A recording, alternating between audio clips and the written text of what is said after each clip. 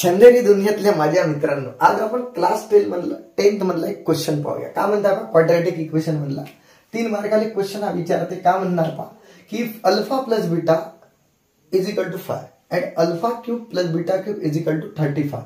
तर find the quadratic equation. याच्यावरून quadratic equation काढा whose roots are alpha and beta. म्हणजे त्याचे रूट्स काय अल्फा आणि बीटा आहे. ठीक आहे. तर देऊनच आहेत अल्फा आणि बीटा दोन रूट्स आहेत. ठीक आहे. तर का म्हणता या रूट्स मधला एक रिलेशन दिलाय. कौन सा रिलेशन दिलाय आपण ध्यान से देखो.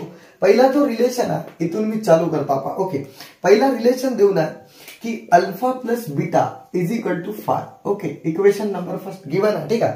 आणि दुसरा देऊन आहे की alpha cube plus beta cube. कौन सा alpha cube plus beta cube is equal to 35. ठीक आहे. इथपर्यंत क्लिअर. आता मी एक काम करतो, या कोपच्यात एक गोष्ट लिहित आहोत की जो आपल्याला क्वाड्रॅटिक इक्वेशन लागते. ठीक आहे. तर देअरफॉर इकडे लिहिता एवढी जागा सोडला समजण्यासाठी पहा. The required quadratic equation. Required म्हणजे क्वाड्रॅटिक इक्वेशन. रिक्वायर्ड म्हणजे आपल्याला आवश्यक असलेला क्वाड्रॅटिक इक्वेशन.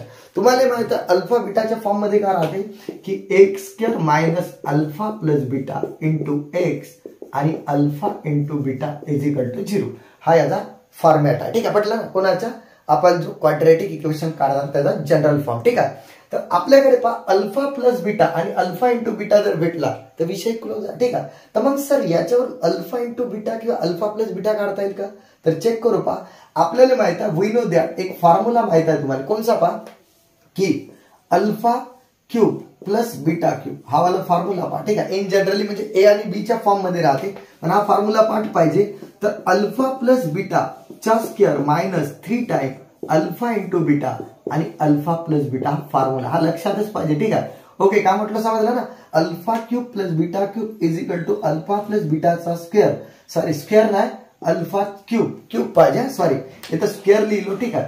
इथे काय क्यूब आणि minus 3 time alpha into beta plus alpha plus beta. ठीक आहे.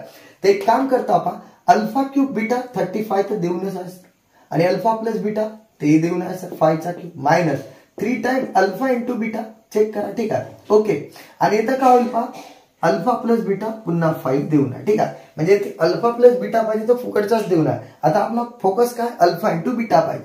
तर काय होईल पहा 35 इज इक्वल टू ओके काय होईल पहा 5 चा वर्ग 125 मायनस किती होईल पहा ध्यान से देखो 15 अल्फा इंटू बीटा. कारण पहा ना 3 5 15. आता एक काम करतो 15 अल्फा इंटू बीटा इकडे आला तर 125. पहा ना हा जो आहे इकडे प्लस झाला. आता हा इकडे राहील ना. ओके, पहा लक्षात घ्या हा मायनस होता इकडे प्लस झाला आणि हा प्लस होता तिकडे जाऊन मायनस झाला. तर पहा आता 15 alpha into beta is equal to check करा इकडे पहा 125 मायनस 35 किती होईल पहा 35 0 आणि ती 90. ठीक आहे. शायद 90 येता बरोबर ते येत आला 90. ठीक आहे. तर आता फिलहाल के लिए काय होईल पहा alpha into beta is equal to 90 divided by 15. कारण पहा ना हा जो डिवाइड मल्टिप्लाय आहे ना हा इकडे डिवाइड झाला तर 15 1 15 15 6 90. ठीक आहे. तर मग काय आला पहा अल्फा इंटू बीटा किती आला चेक करा. Alpha into beta is equal to 6 15 6 90 म्हणजे 15 6 90. ठीक आहे. तर 6 आला. आता एक काम करता की आपल्याला जो रिक्वायर्ड क्वाड्रॅटिक इक्वेशन आरामात भेटेल. कसं पहा जसं एक्स स्क्वेअर जसा आहे तसा ठेवा मायनस अल्फा प्लस बीटा तर देऊन आहे फुकटचा म्हणजे 5x आणि अल्फा इंटू बीटा. आता काढलो सर प्लस 6 आणि हाच तर विच इज क्वाड्रॅटिक इक्वेशन. ठीक आहे. आपला फायनल आन्सर किती इझी होता मित्रांनो. ठीक आहे. बाकी आपण ब्रेक के बाद पाहू. ठीक आहे.